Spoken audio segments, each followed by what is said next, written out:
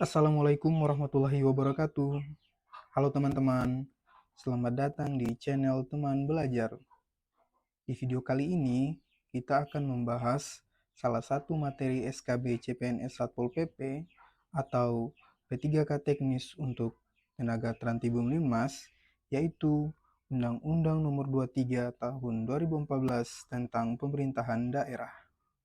Materi ini penting karena menjadi salah satu item yang akan diujikan sesuai dengan materi pokok SKB CPNS yang sudah diedarkan oleh Menpan RB. Kalau kita lihat di sini teman-teman, 3 jenis jabatan fungsional, baik dia polisi pamung praja pertama, polisi pamung praja pemula, maupun polisi pamung praja terampil, ketiga-tiganya memuat materi ini, yaitu Undang-Undang Nomor 23 Tahun 2014 tentang Pemerintahan Daerah.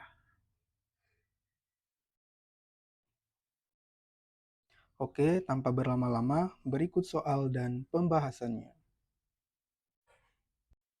Oke, baik. Untuk contoh soal yang pertama. Nomor 1, apa yang dimaksud dengan pemerintahan daerah di Indonesia? A.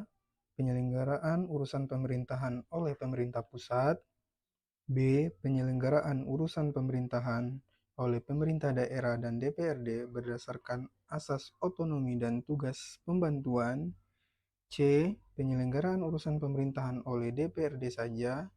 D. Penyelenggaraan urusan pemerintahan oleh pemerintah daerah berdasarkan prinsip sentralisasi. Atau E. Penyelenggaraan urusan pemerintahan oleh presiden.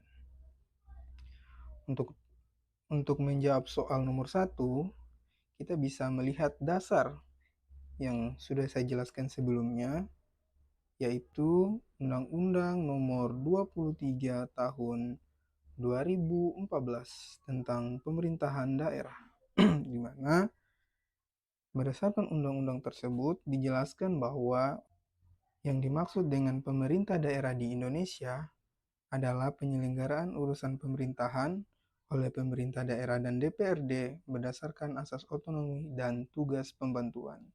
Jadi jawaban yang paling benar adalah yang B. Untuk menguasai materi ini, saya harapkan teman-teman untuk membaca lagi Undang-Undang Nomor 23 Tahun 2014. Kemudian contoh soal yang kedua adalah daerah provinsi merupakan wilayah administratif yang menjadi wilayah kerja bagi A. Bupati, B. Presiden, C. Gubernur, D. Wakil Presiden, E. Wali Kota.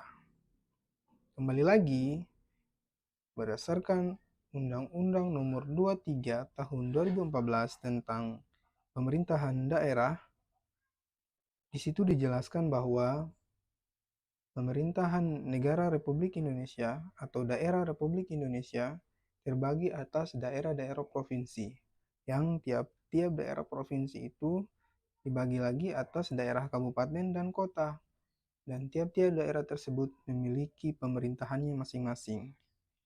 Pemerintahan kabupaten dipimpin oleh bupati, pemerintah kota dipimpin oleh wali kota, dan pemerintah daerah provinsi dipimpin oleh gubernur.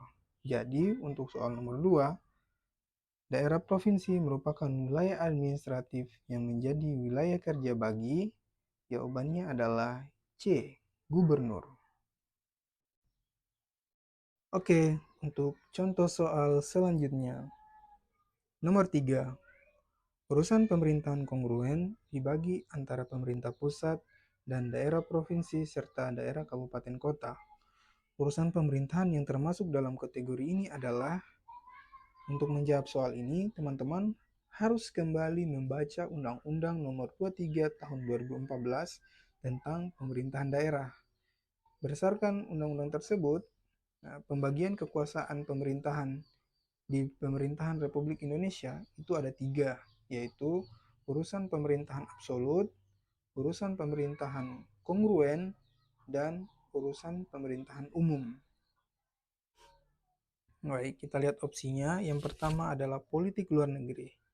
Berdasarkan undang-undang, politik luar negeri ini adalah urusan pemerintahan absolut. Jadi ini tidak masuk ya. Opsi yang pertama salah. Yang kedua adalah pertahanan. Pertahanan juga ini masuk dalam urusan pemerintahan absolut. Urusan pemerintahan absolut itu adalah urusan pemerintahan yang dijalankan oleh pemerintah pusat. Oke. Yang C, pendidikan. Nah, berdasarkan Undang-Undang nomor 23 tahun 2014 tentang pemerintahan daerah, pendidikan ini masuk dalam urusan pemerintahan kongruen, di mana urusan pemerintahan kongruen itu dibagi menjadi dua, yaitu urusan pemerintahan wajib dan urusan pemerintahan pilihan. Urusan pemerintahan wajib juga dibagi menjadi dua, yaitu urusan pemerintahan wajib yang berkaitan dengan pelayanan dasar dan urusan pemerintahan wajib yang tidak berkaitan dengan pelayanan dasar. Jadi, pendidikan ini masuk di urusan pemerintahan wajib yang berkaitan dengan pelayanan dasar. Jadi, ini bagian dari urusan pemerintahan kongruen. Jawabannya C. Kita lihat opsi selanjutnya yaitu keamanan. Keamanan ini dia masuk di urusan pemerintahan absolut. Kemudian yang kelima adalah agama. Agama ini dia masuk di urusan pemerintahan absolut. Urusan pemerintahan absolut atau urusan pemerintahan yang dijalankan oleh pemerintah pusat itu ada 6 teman-teman. Yang pertama adalah politik luar negeri. Yang kedua ada pertahanan. Yang ketiga keamanan. Yang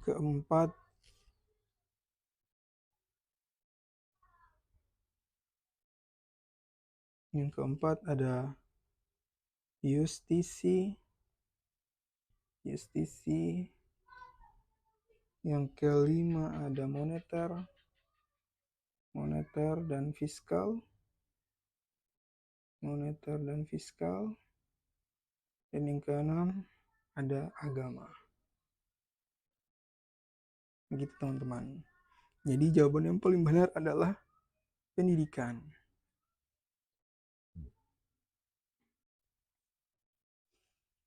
Oke, lanjut untuk contoh soal selanjutnya. Nomor 4. Urusan pemerintahan wajib yang tidak berkaitan dengan pelayanan dasar meliputi, nah ya, seperti yang sudah saya jelaskan sebelumnya ya teman-teman, urusan pemerintahan kongruen itu dibagi menjadi dua, yaitu urusan pemerintahan wajib dan urusan pemerintahan pilihan. Urusan pemerintahan wajib juga ada dua, yaitu urusan pemerintahan wajib yang berkaitan dengan pelayanan dasar dan urusan pemerintahan wajib yang tidak berkaitan dengan pelayanan dasar. Urusan pemerintahan wajib yang berkaitan dengan pelayanan dasar itu ada 6. Ada pendidikan, yang kedua kesehatan, yang ketiga pekerjaan umum dan penataan ruang, yang keempat perumahan rakyat dan kawasan pemukiman, yang kelima ketentraman, yang keenam ketertiban umum dan perlindungan masyarakat, dan yang terakhir adalah sosial. Oke, sedangkan untuk urusan pemerintahan wajib yang tidak berkaitan dengan pelayanan dasar itu ada 18. Ada tenaga kerja, pemberdayaan perempuan dan perlindungan anak, pangan, pertahanan, lingkungan hidup, administrasi kependudukan, pemberdayaan masyarakat desa, pengendalian penduduk, perhubungan, komunikasi dan informatika, koperasi, usaha kecil dan menengah, penanaman modal, kepemudaan dan olahraga, statistik, persandian, kebudayaan, perpustakaan, dan kearsipan. 18 itu adalah urusan pemerintahan wajib yang tidak berkaitan dengan pelayanan dasar. Oke. Kalau kita lihat soalnya, urusan pemerintahan wajib yang tidak berkaitan dengan pelayanan dasar meliputi A. Pendidikan dan kesehatan. Pendidikan dan kesehatan ini berkaitan dengan pelayanan dasar ya, jadi ini tidak masuk. Yang kedua, pekerjaan umum dan penataan ruang.